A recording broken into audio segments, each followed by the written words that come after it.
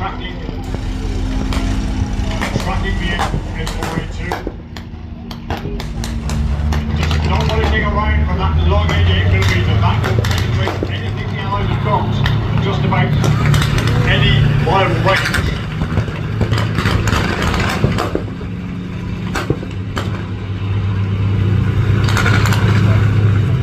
Now I can see, yes, the light Allied armour's coming in, and its support. So the King Tiger is being bracketed now. We've got two Shermans, we've got a couple of 75 on the Champion, we've got the 37 coming in on the M4. A lot is going to depend on whether or not the Americans can gain dominance on this battlefield. It's still an even balance.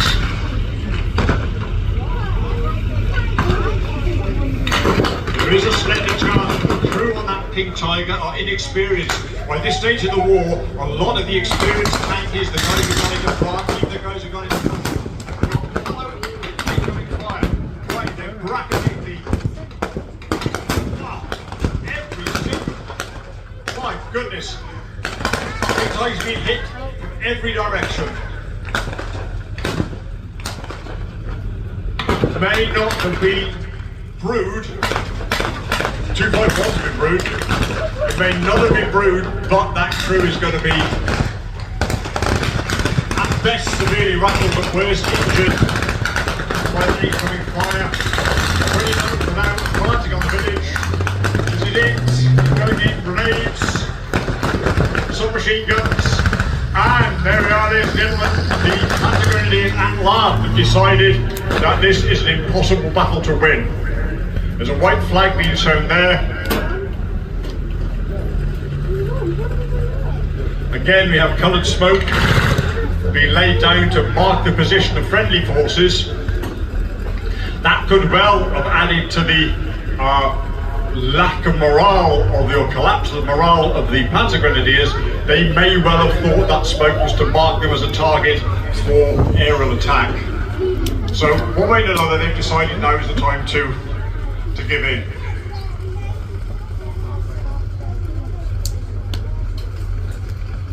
They'll be searched for any useful intel and then shipped backwards to a holding cage back behind the Allied lines. Some of those young Germans will be resentful. There's evidence that some of them, for instance, refused to accept medical assistance when they were captured, believing that they were going to be poisoned, for instance, by the Allies. Others will be just grateful that it's all over. Give me a cigarette, Amy. For me, the war is over.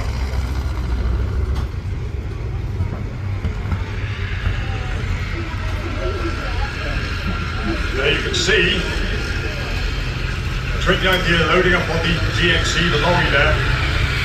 During World War II, the Americans produced very nearly 500,000 GMC lorries, and the Germans were using horse-drawn transport. That tells us a lot about why it was that the Nazi regime collapsed.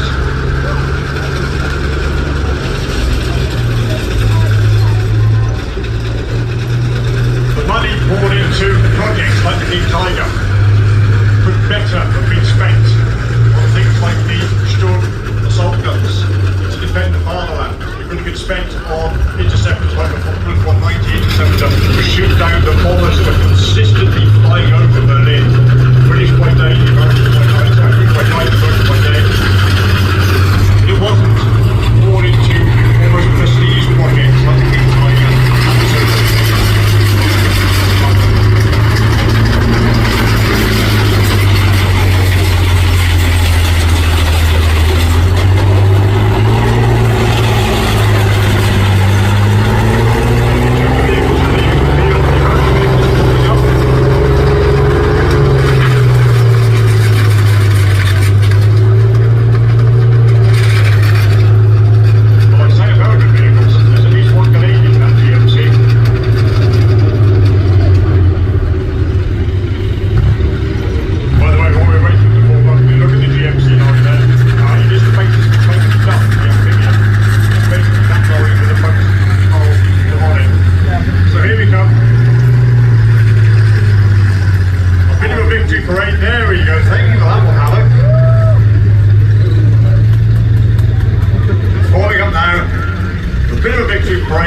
into...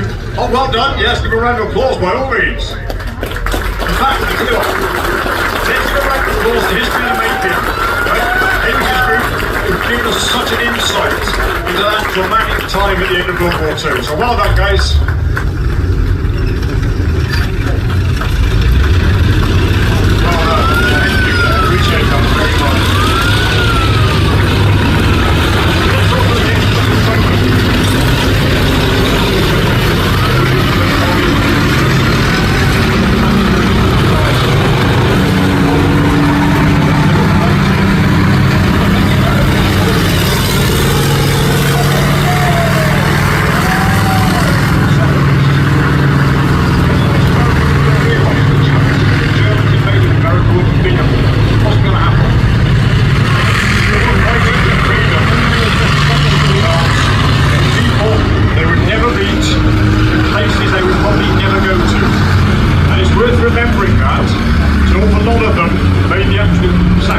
There they go.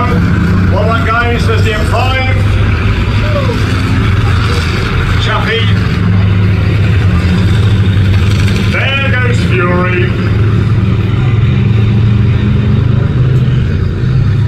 Here comes Havoc, the A1.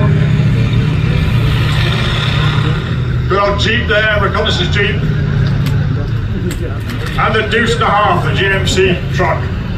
Just think, just imagine, you've seen those guys. Imagine you just throw the shutters open on your French or Dutch or Belgian farmhouse and you've seen that convoy go past.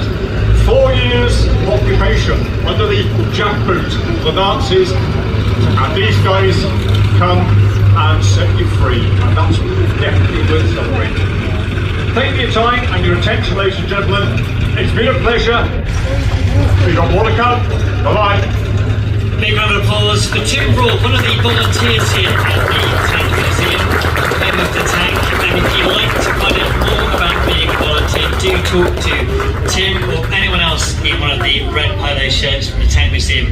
We're always looking for new people who've got some time to help out and give their time to the Tank Museum, doing almost anything. You don't have to be an engineer. You can be front of house, you can do what Tim's done there, just talk about the history of tanks, but you can help out in the Vehicle Conservation Centre.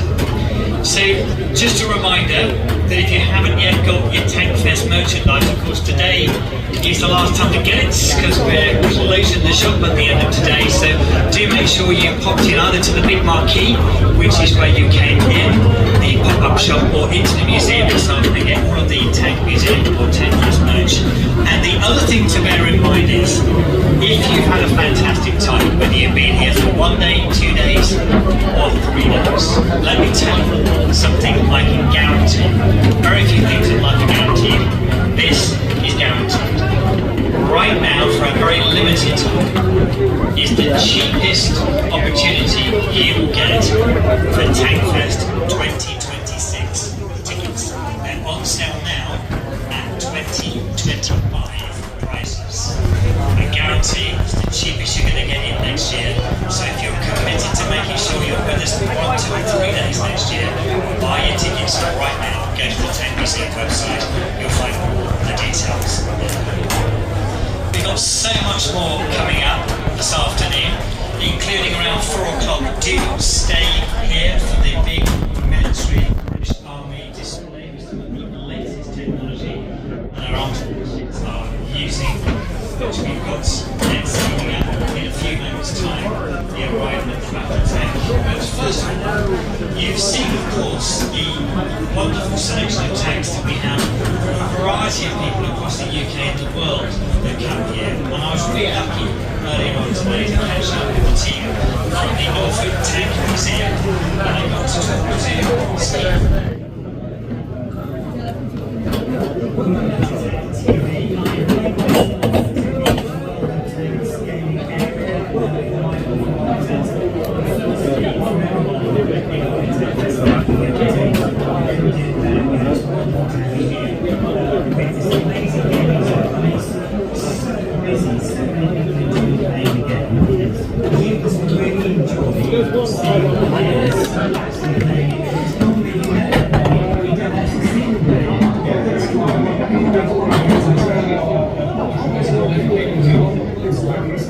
because we can see a lot more, as you said. There's more seeing those kinds of actions that are mobilization and then seeing the passion and showing the passion for us that we always have it's many types of ideas. It's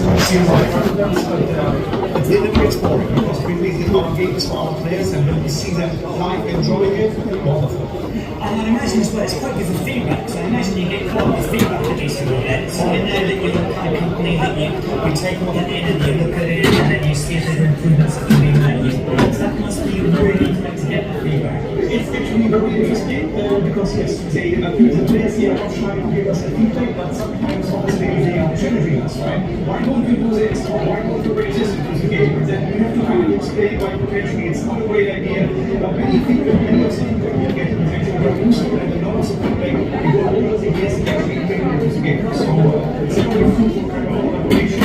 But sometimes depending on how enthusiastic a player can be, also sometimes it can be very difficult to kind of, push them into the game. So you need to gently, explain this. But it's always fun. I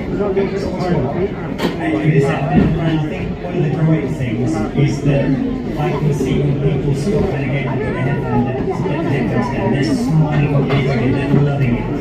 What's going to be the highlight for you? This was very specific. I've been to take since 2012 and then we can last few years this year for me is a personal highlight because my team and I tried since 5 different times convincing our friends from the French Museum to bring the King Tiger here and see it in the arena. So this year we finally made it happen. I'm already holding on view and it's a King Tiger.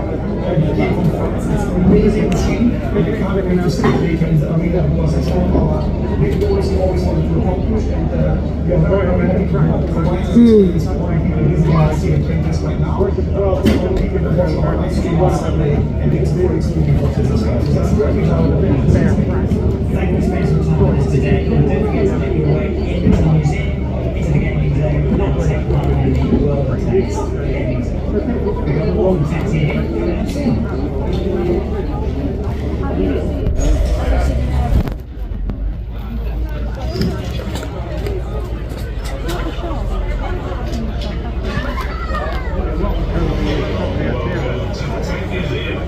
For the latest news, events, information and special offers from our online shop, subscribe to our e-newsletter now at tankmuseum.org. Plus, every new subscriber gets 2% off their first online shop purchase. Steve from the Norfolk Tank Museum, coming up a bit later, is also a great person to listen to. He just got a bit lost possibly. Anyway, back to my sort of NHS routine announcement. As you can see, the lovely sun is beginning to burn through the cloud and it's going to get hotter and sunnier throughout the rest of the afternoon. Do make sure you've got plenty of lotion on, make sure you keep hydrated. If you need to, go inside into the Tank Museum for a bit, well, the Vehicle Conservation Centre is nice and cool in there, but do make sure that you do keep yourself hydrated and full of sun lotion, and please no sun brollies at all anywhere on the site, please. They are dangerous. If you get a gust of wind, they can fly off and cause all sorts of danger. Now we've got a wonderful display next, which is a collection of iconic post-war heavy tanks, including one of my favourites, which is the FE4005, which has got the big turret on it. I was talking to the gentleman that drives that here in the arena, and he was saying it is such an awkward tank to drive. It's very top heavy, and it really does take all of the driver's concentration to get that in the right place. But to talk us through all of the lovely bits of machinery you're going to see, we welcome back our very experienced commentator, David Booker. So, ladies and gentlemen, if you go back to this morning, we were talking about some British tanks, how we were designing a tank that we hope to get into service in 1945. It's designed, it gets there a few weeks too late. Something called Operation Sentry. We take the first Centurion tanks to Germany, we test them, and everybody starts liking it. We think this is going to be a really good tank. And coming on now is the last model of that Centurion as a gun tank in British service, the Mark 13.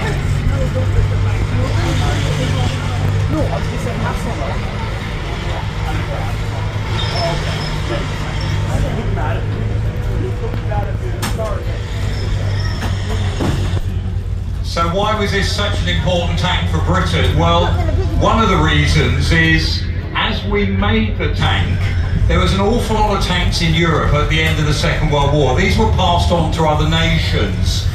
But we're also now entering the time of the Cold War. The idea of the Eastern Bloc countries under Soviet domination, Warsaw Pact it was sometimes called, versus the capitalist countries of the West, NATO. That's why NATO is formed. And this terrible thought that our tanks compared to some of those tanks we've seen in things like the Berlin Victory Parade, tanks like the Russian heavy JS-2, 3, we know they're building bigger tanks. What are we going to do about that in terms of firepower?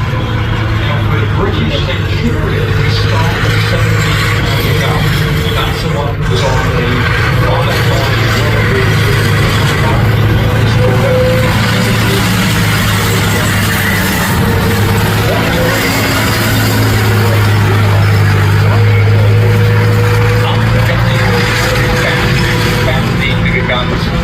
larger rounds, etc. So they designed the tank with that capability in mind. So within 5 years we've got the 20-pounder gun going on the Centurion. Weight of solid shot in steel that gun would fire. But there's still a worry. In the early 1950s we've seen the T-34-85, we've now seen the T-54 tank. We are really worrying about what might come next in terms of the next generation, especially of Russian heavy tanks. What's going to come along? What size gun? We're going to need a bigger gun to defeat that. That's the thought process that's going on. Why they start a program to get this next 7.2-inch tank. Let's not have it lobbing shells in the distance. Let's have it as a direct fire weapon that can fire around and a big, heavy future Russian tank. So they start a program of testing of how on earth we're going to get a gun that big onto a tank. Now coming on now is FV4005, Fighting Vehicle 4005. They're given these numbers so that, again, rather boring, we want names, don't we? But these are so we can differentiate the different projects going on. And this is not a tank. When you're looking at it, it's not something they're thinking it's going to go into production. It's not a prototype, it's a test bed. In other words, they're setting it up to learn what are going to be the problems, what are going to be the issues. Now this is what they call stage 2 of the project. Stage 1 had an open top. They're trying to work out these rounds for that, a gun that size, 2-part ammunition. Round goes in, followed by the brass cakes with the propellant in. They start by doing it with a loader assist system. It looks a bit like an auto loader, but they rotate the round behind the bridge and then the loader can push it in. This is phase 2, where they actually build a bit of a turret to see how big it's going to have to be to actually encase that gun if it was to go into production at all. And they do a couple of turrets for this. Many of you may remember, if you're my sort of age, when you first came here in the play area, this turret used to sit on its own, looking a bit sorry for itself. It's been restored, it's been dropped on the right type of Centurion hull, Mark III, that it was being used. It went on a number of different hulls during experimental time.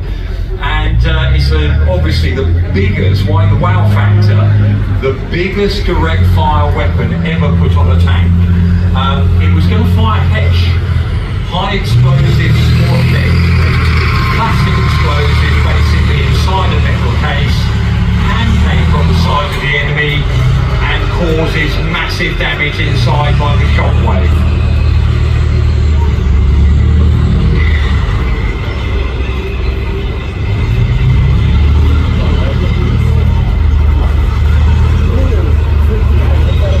When it fired, it had such a recoil that they've got a ground anchor to drop behind it.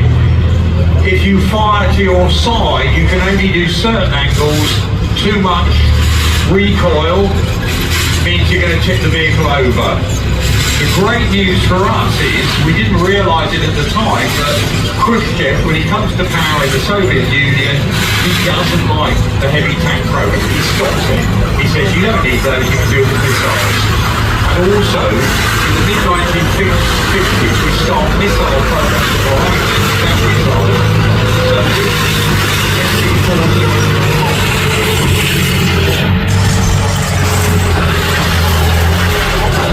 heavy Russian tanks, but what are we going to do about it? So that was one of the British ways of looking at the problem. This is F-103A2. That's what the Americans come up with as their answer to what they see their problem is. America pretty much gives up on the tank post World War II until 1950, and then the Korean War comes along. And everybody realised, the Americans think, don't worry, we've got strata fortresses, we can do nuclear bombs, etc., launch from aeroplanes, worst case submarines, etc. We don't really need tanks anymore. The Korean War changed that. So all of a sudden they are trying to find tanks and literally taking them off M26 Pershings, off memorials, to go back into service, and they start new tank programs. We're going to see a couple of those in a moment. This one though is a heavy tank to hold a bigger gun to take on those bigger Soviet tanks.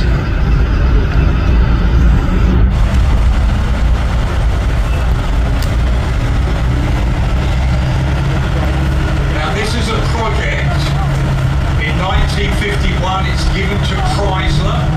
The head of Chrysler, Michael Keller, he gives it to his son. They've got a brand new factory they built. The Americans like the idea they did in the war, spread the military production around the place. Truman backed that. They then changed their mind and said we're going to go for specialist manufacturer, only one or two. Unfortunately, Chrysler weren't the ones that eat.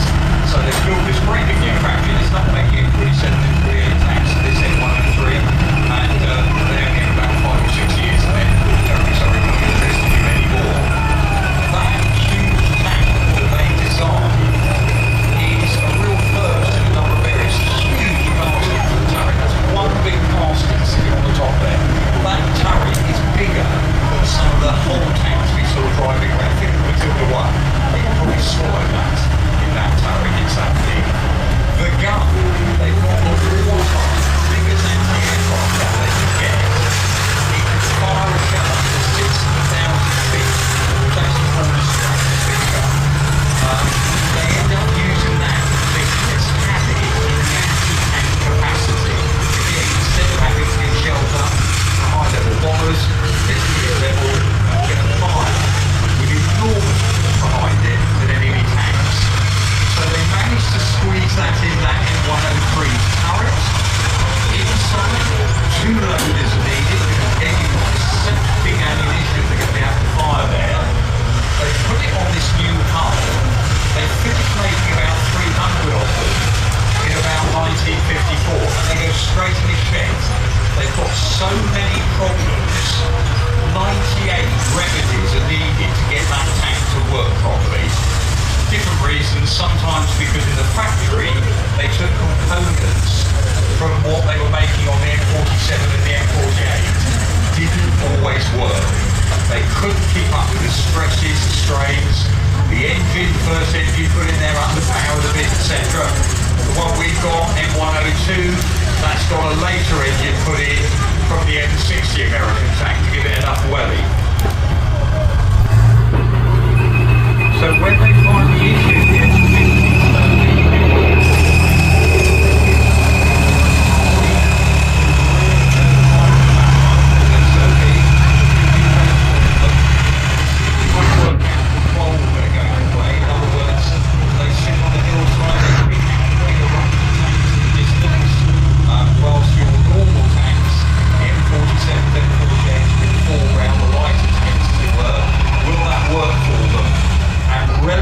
quickly, by 1960, about 5 years, they drop it.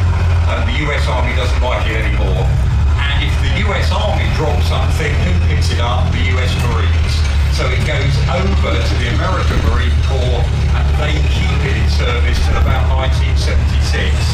And R1 here is part of about 150 the American Marine Corps use. R1 is an American Marine Corps colours. It was given to us many years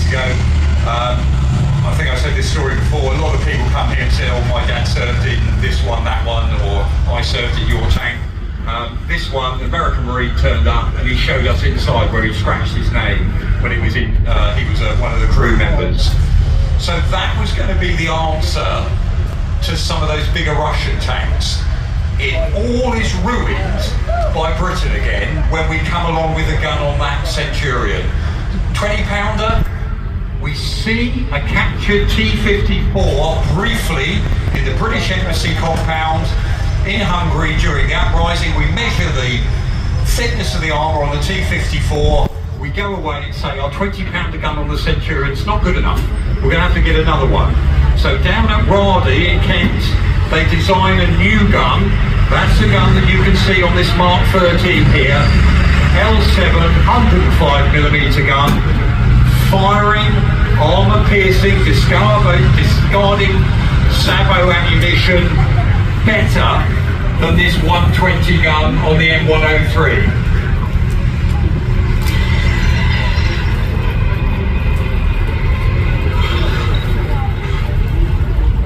Now why that's important, we copied the Americans, their 120 gun, we put it on our Conqueror tank, same idea, whopping great tank. You can see one inside the museum, big cast turret. Again, this idea out to watch out for the bigger Russian tanks. When we put the 105 on the Centurion, we had to take it out of service, no point having it. This gun is so much better. It's 50% better than the Centurion World War II. The great armor. So for the tank, the Centurion tank was very good in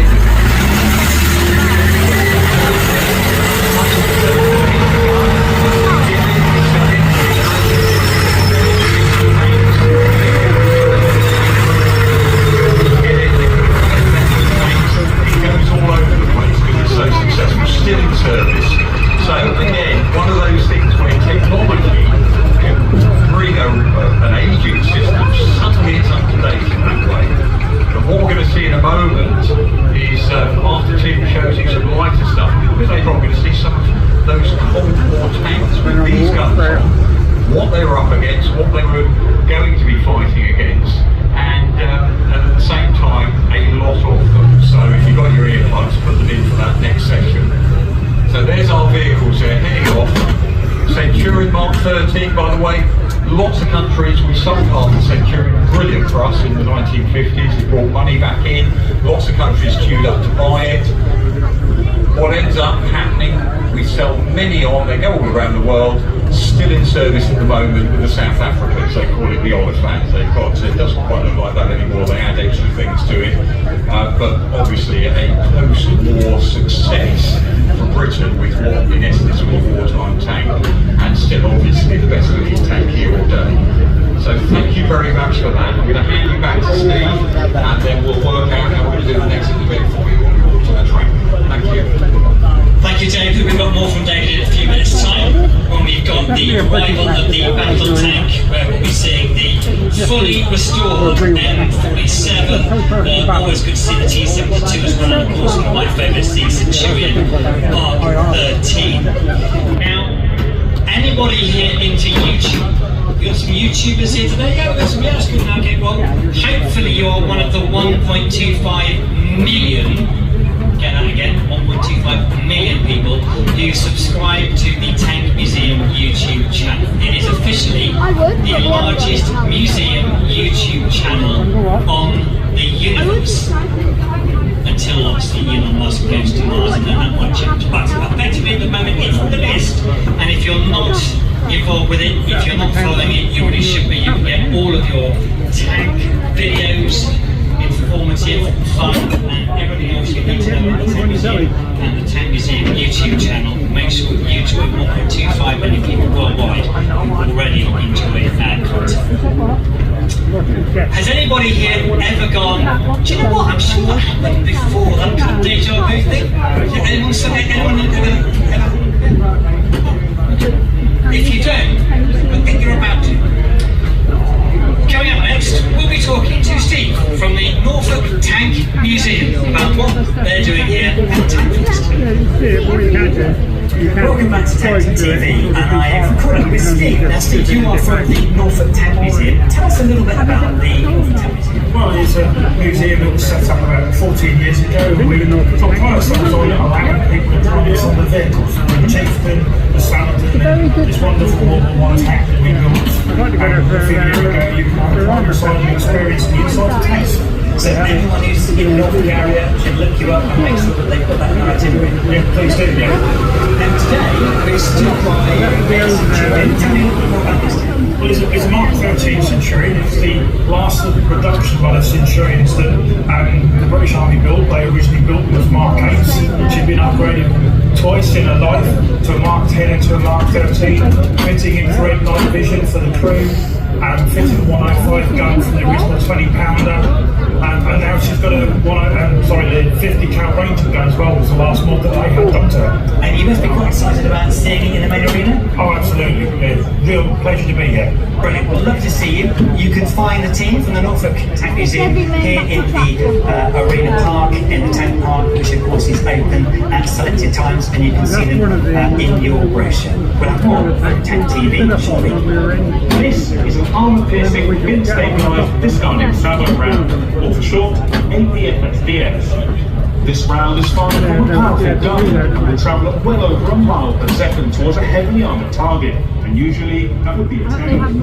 It's a kinetic energy penetrator that essentially means is that this gun is designed to break through armour, and often it'll come out the other side. The round itself is essentially made of two components.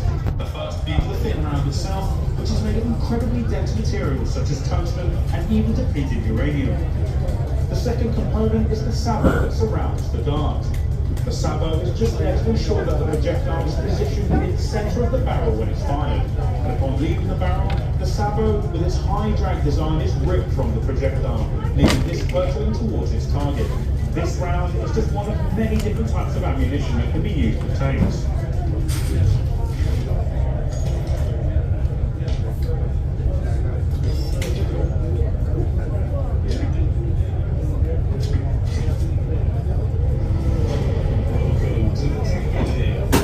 In the interest of security, please keep your belongings with you at all times.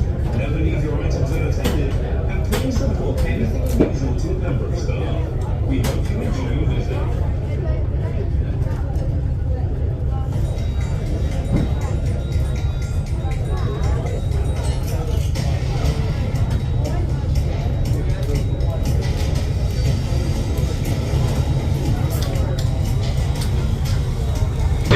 Individually, but as they come in there's our Centurion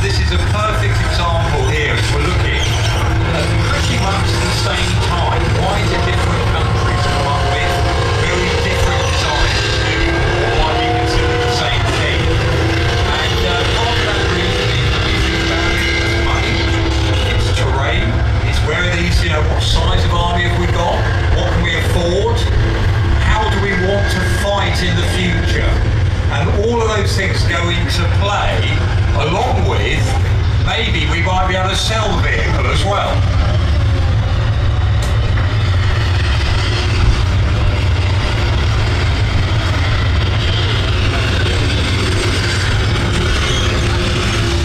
Now, if you read all the books, the chieftain is often described as the third proclamation battle tank. And we can talk about the definition, but in other words, at the end of World War II, we were looking, people like Phil Martin or Robbie, we wanted a universal tank. Stop talking about it.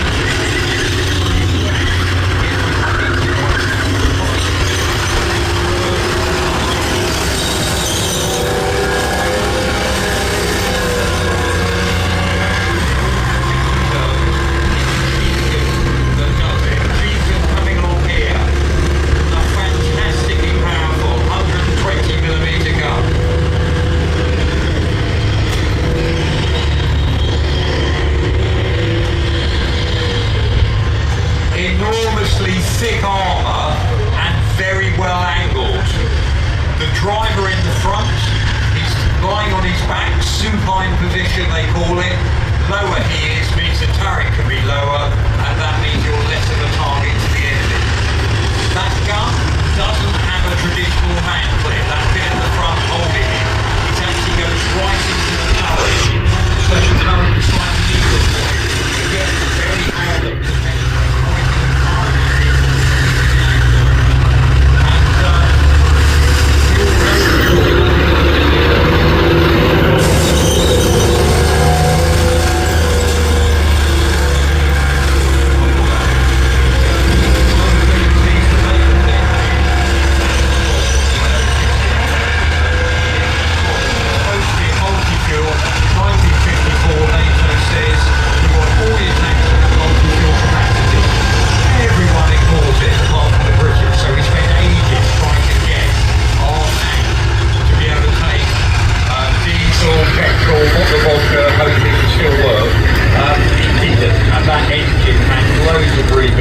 Service life.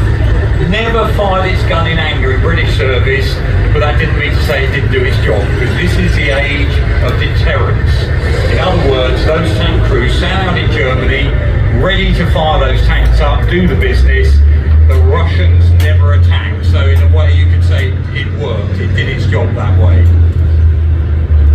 This is what the Germans built when they're allowed to build a tank again from 1955 onwards.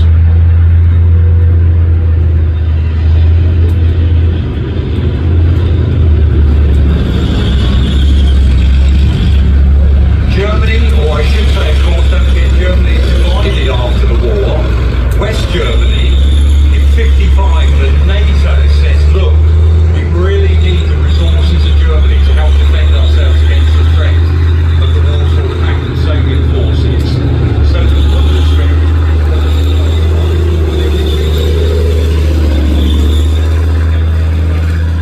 but then they start designing their own kit. About 10 years for the program, about average for after the Second World War, to put a tank together.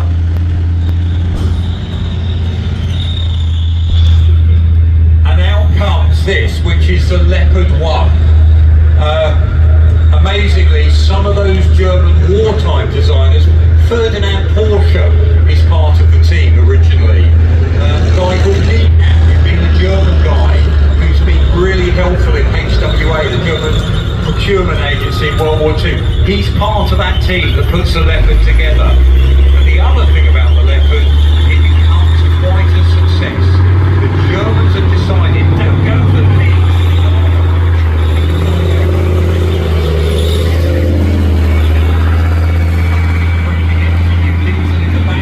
Get that great gun off of Britain. This is a 105 gun, thin armour, but we're going to go hell for leather, so they won't be able to catch up with us.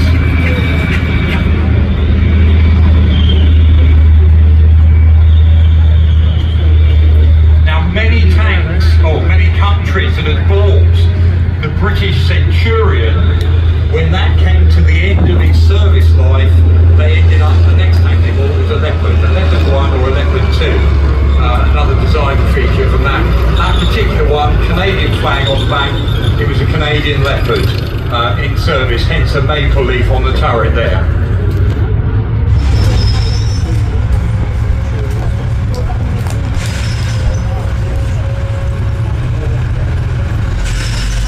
Now, when you have a tank in service, different countries have different ideas. Do we replace the whole fleet when we get a new one?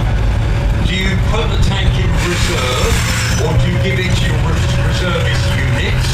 Does it seem a bit of a waste if you need to scrap the tank? Different in that way. Different countries got different ideas on that. Certain things, so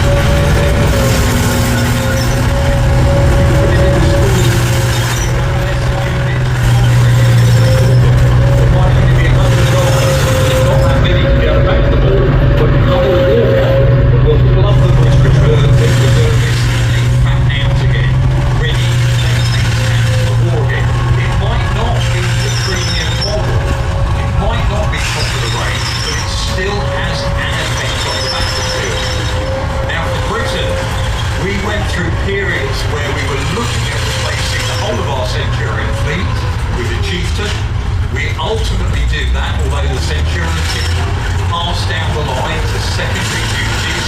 Some are used at White Lake for artillery observation roles, engineer variants, etc. But ultimately we end up trying to put the chieftain in the main battle tank role that the Centurion was trying to fulfill.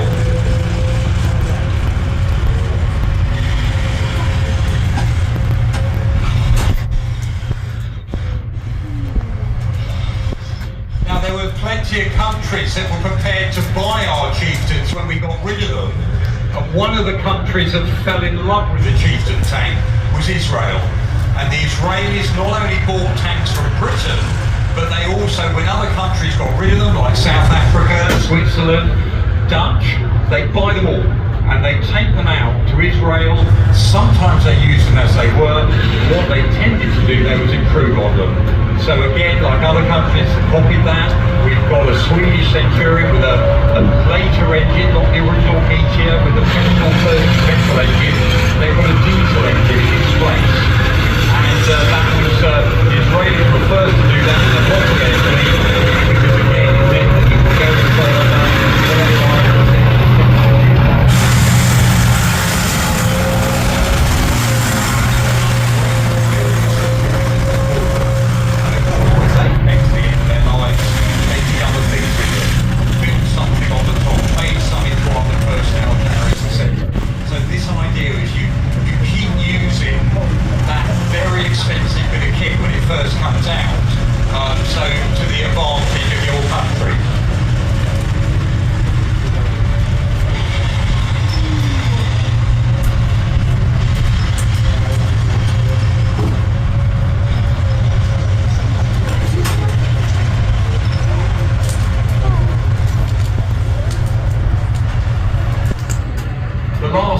variant of the Centurion in British Army service was the Beach Armoured Recovery Vehicle, and that was basically a Centurion hull with a side porter built up that would push landing craft off the beach. We replaced that with some German Leopard variant later on called Hippos.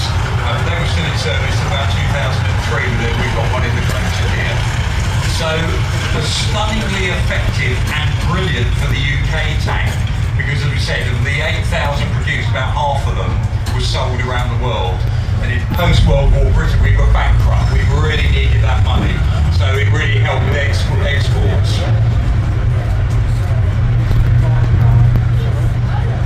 Now moving off now is one of those tanks that we were worried about. This is actually a T-55. This particular one made after the war in Czechoslovakia, but the Russians had started designing, or I should call it back then, it was the Soviet Union. They started designing new tanks, flying cam tanks.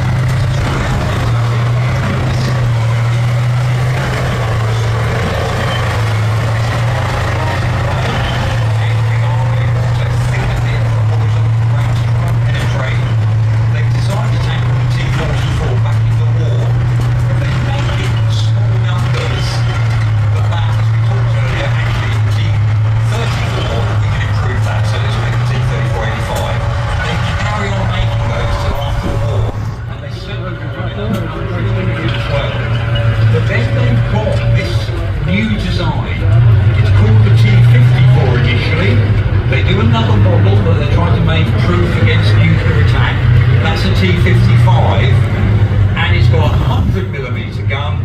They put the engine crossways across the back, nice wide tracks for the Soviet landscape, and it's a very effective bit of kit.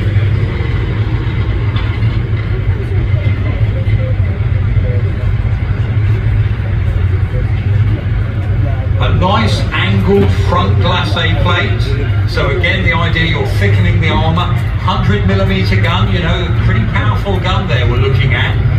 And the wide track is because, again, the Soviet Union, you know, again, that idea, it doesn't matter about the roads. These are illegal on British roads. They'll rip up the tarmac one day like today. It's what's called aggressive traffic. It bites into the ground. NATO tanks have to have proper pads and never in the road that way.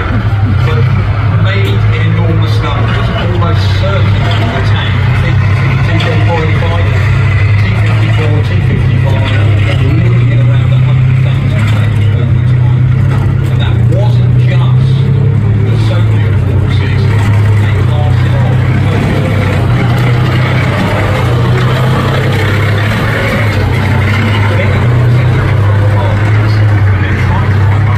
These are then sold to the Middle East, Egypt, other countries, South America end up with them, out to the Far East. The Chinese copy them and make their own version of the Type 59. So lots of these, this is an idea of a tank, goes all over the place.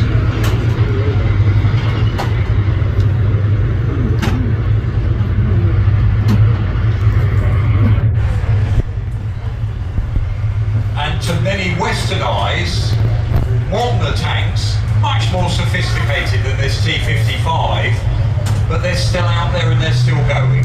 So remember that, as it's easy to be mocking the fact that at the moment the Russian army out in Ukraine are using some really old kit like these tanks, but that's still got a 100mm gun on you. And if you're at the receiving end of that gun, you're not that bothered what generation it comes from, okay? This still works to a degree. We have another issue these days, of course. We have electronics on so many things. If those electronics are jammed, intercepted, power burst, you know, this thing will still work. There's so little to go wrong on it, you can't jam it, you can't do things that way. So it might be crude, still effective tank.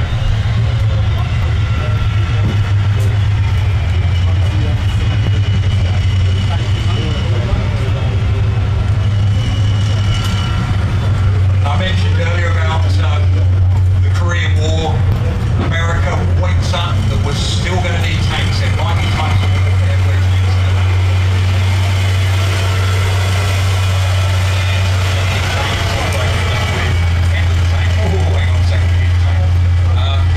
And that's what the Americans realise. Now their own tank force against the Germans, against the Japanese, they rush them to Korea that's being invaded from the north.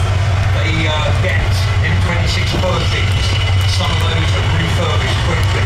They start a new tank program. This one, the M47, coloured for Pershing, new turret on top with a new, more powerful gun. It's an interim model, and by the time it's coming out, they've almost already got some other better ideas, like the M48.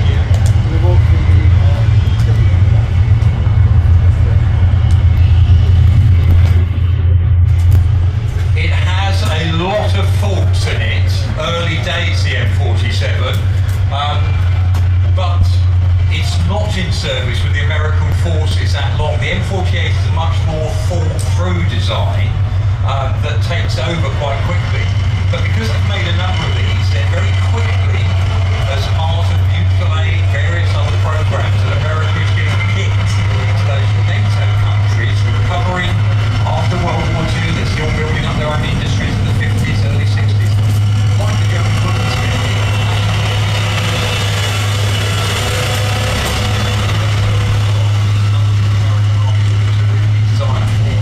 And as you might have watched that video earlier, this has seen a lot of combat all around the world with lots of other armies.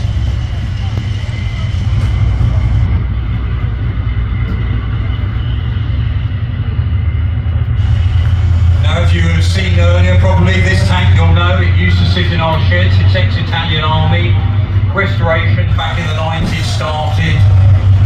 Basically didn't quite never happen. It was in bits, etc.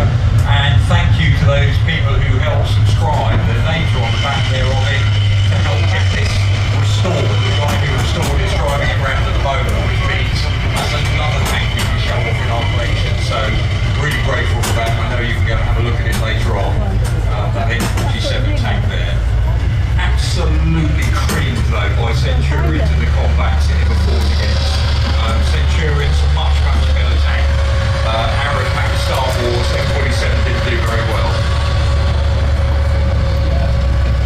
Next tank going round, AMX-13. And it's another one of these tanks that has different stories to it. The French after World War II try and rebuild their own arms industry. They take Panthers and use those. They've got American tanks they've been given, so they use those as well.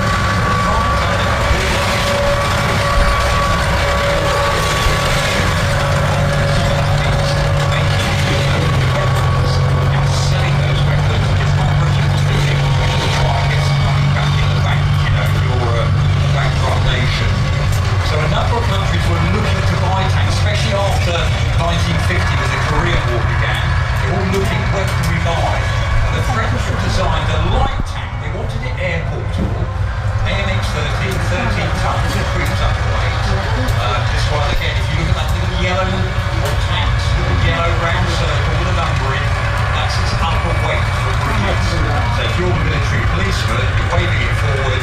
If you know this bridge behind me takes 20 tons, that's okay, I can get this one across. I cannot allow a Centurion across, it's too heavy. So they want this as air portable. They started with a 75mm gun in what's called an oscillating turret.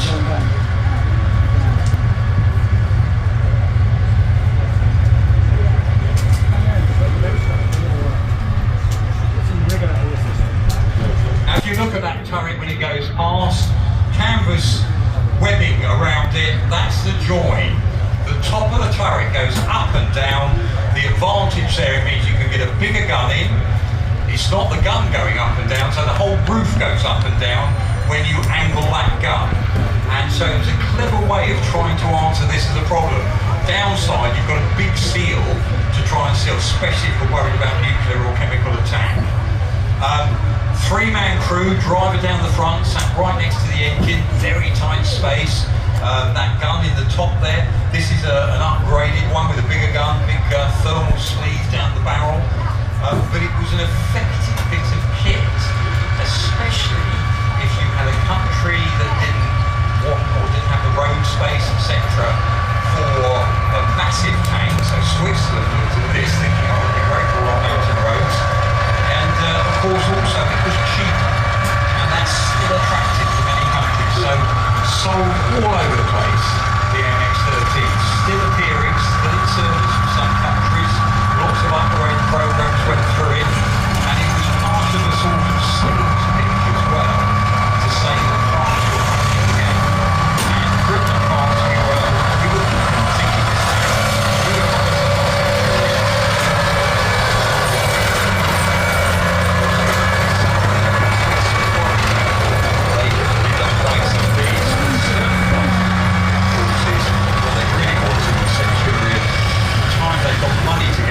Centurion, we're busy elsewhere, we need them for ourselves. Korean War, only 5 years later we go back and say, yeah, you can now buy Centurions, we've got enough there to go around, sort of thing. Now this gun's got a muzzle brake on the end. It's another one of those things you'll see on a lot of tanks.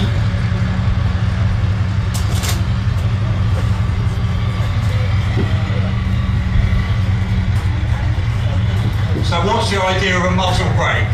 At the end of the barrel, that round piece has got what they call baffles in it. It's got little flat plates. And the idea is, once the round has been fired by the gun, it flies out the end of the barrel with supersonic speed, followed by all those expanding gases from the explosion inside the breech. That's what forced the round out. Now, if you capture some of those gases against these baffles, it pulls the gun forward. So it's not recoiling as much. And again, you know, you've got to the point where some muzzle brakes can stop the recoil up to 50%. And that's great because it means, again, in the space thing, bigger gun in, you don't need so much room for that gun to recoil.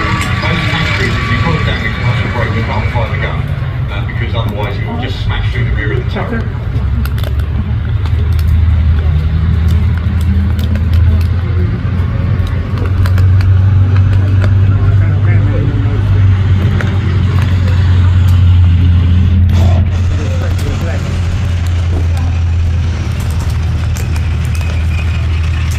So this is the M60 tank. M60, 1960, starts going into service.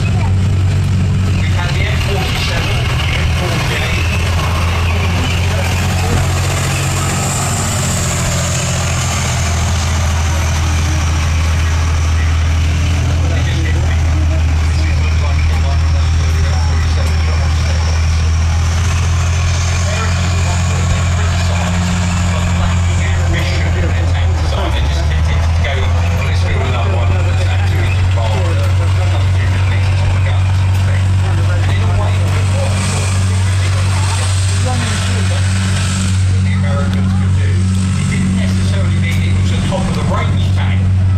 Quite a few of them.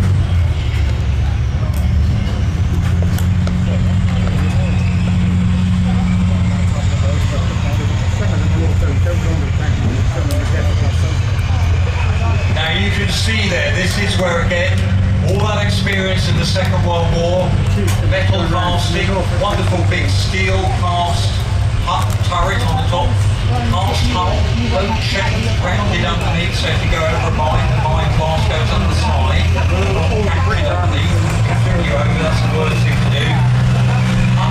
105mm gun, that British L7 gun, it's done for the Centurion, again for about 20 years, best gun out there, so they'll pop that on, they'll build it under.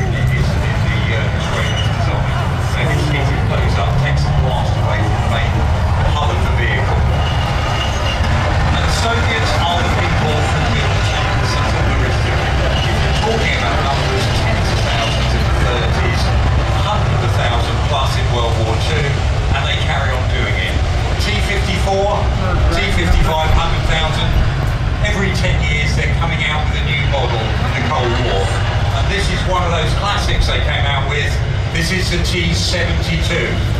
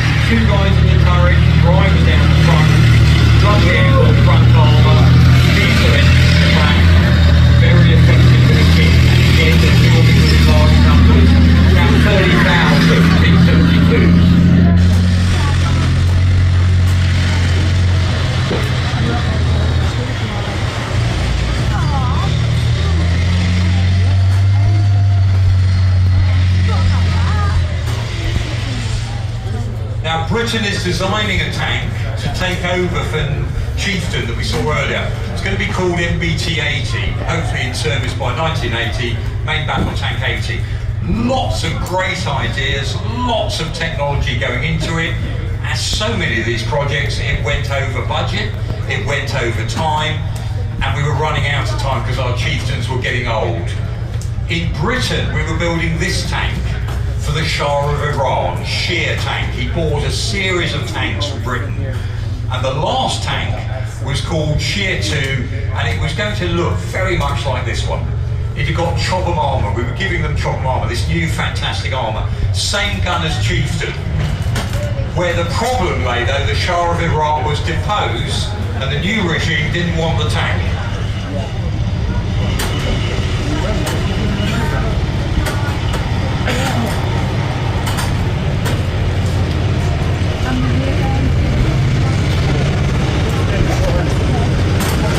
So what we do in Britain, we actually look at this tank, we say, okay, here's your adjustments, we can probably take that off.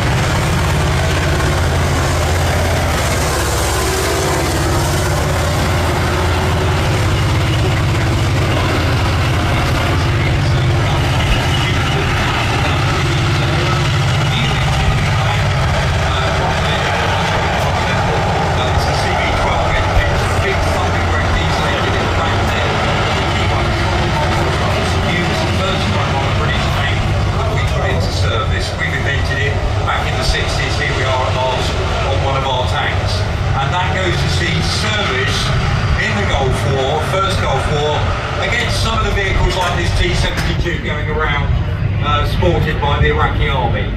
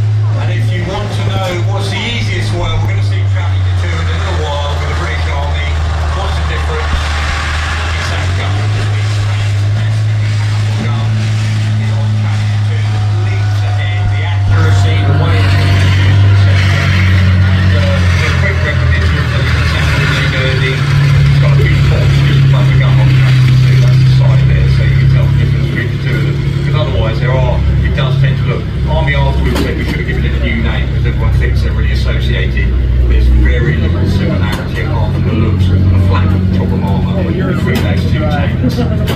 So I would recommend you, I'm going to say this, I'll stay in your seats for watching what's coming next.